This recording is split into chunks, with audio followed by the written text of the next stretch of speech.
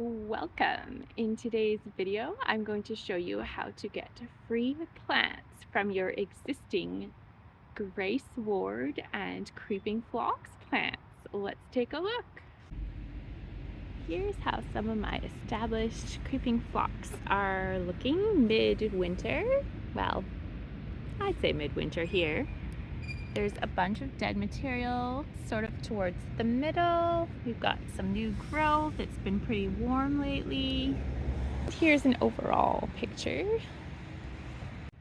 To maintain my creeping phlox is I give them a pruning. I prune for shape, size, and I prune out the dead material in the middle. It's gonna make your plant look a little bare, but in the long run, it'll be really good for your plant. So here is some very dead looking material on my creeping phlox. I'm just going to start pulling out chunks of the dead. I'm not going to take all of it, and actually this plant material is not fully dead. If you can see, there's roots, there's green on it, and essentially with the so-called dead material that I just pulled off of my creeping phlox plant, I'm going to create a new plant, and I'm going to make my original plant much healthier by doing this. And it's a free plant, so you can't lose in terms of keeping your established creeping phlox healthy. Give them a major pruning and haircut.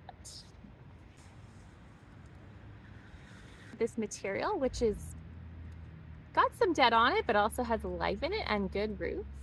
Not only are you getting free plants, but you're allowing really good airflow into your established plants, which helps with maintaining healthy foliage, allowing the plant to take up nutrients and water better.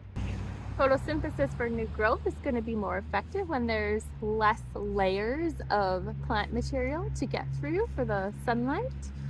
So you're just going to create a healthier plant if you create extras from your established specimen plant.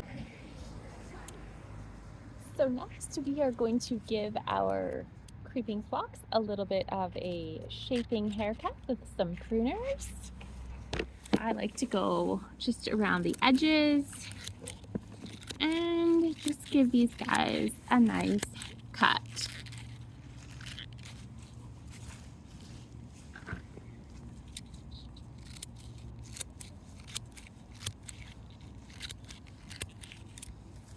Here are some of my gray sward plants growing in my rock garden.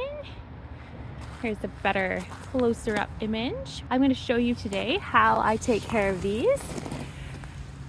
In the middle of winter going into early spring, we're going to get rid of some of this brown dead material and give these guys a haircut. So all I do with these plants is I literally, if you come in and have a close look here, under the layers of green, we've got a thick layer of brown material. And this goes under most of my plants. You're gonna see this after winter. I just come in and literally start pulling it out. Now, you probably could create more plants with this. I'm quite certain you could. I haven't tried it with gray sward before, only creeping phlox. I like to do this because it, for the same reasons as creeping phlox, gets rid of some of your dead material, allows for better nutrient and water uptake and airflow into your plants. It also gives you a place to fertilize them. I'm going to do some fertilizing in about a month, and I'm going to show how I fertilize my creeping phlox and my gray sward. So stay tuned for part 2 in this series. But we're just going to come along and pull out the dead material. And now I'm going to give these guys a haircut. We've got gray sward growing right into my creeping phlox. So I'm going to come in and just give it about a trim this much off. If you have plants that overlap, that's totally fine if you like that. I prefer a little bit of airflow between my different varieties, but whatever you like is totally cool. And I always believe that pruning gives your plants a much better start to their growing season and really makes for a stronger plant.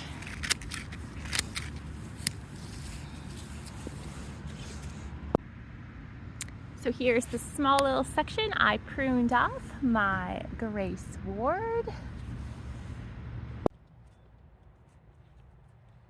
And here is our collection of debris from thinning out the established creeping phlox. We are going to put some of it into a hole on a slope right there, and presto changeo, we have a free plant. We're going to do the exact same thing with these longer pieces of gray sward. There's some bits that have a bit more of a root on them, and even if they don't have a root, these root in pretty well on their own, so no need to go buying a zillion of them. Just get a few and eventually you will have a lot. We're just gonna make a little hole, put the roots into the mulch, cover them up, and there we go. That's gonna be a brand new plant.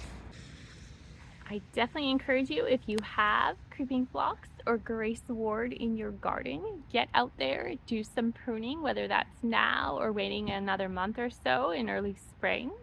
Your plants will be much healthier, and they will thank you for it with more flowers and beauty in the coming season. Thank you so much for watching. Stay tuned for part 2, which will be fertilizing my ground covers in the rock garden. I hope you're having a lovely day wherever you are, and we will see you very soon in another video.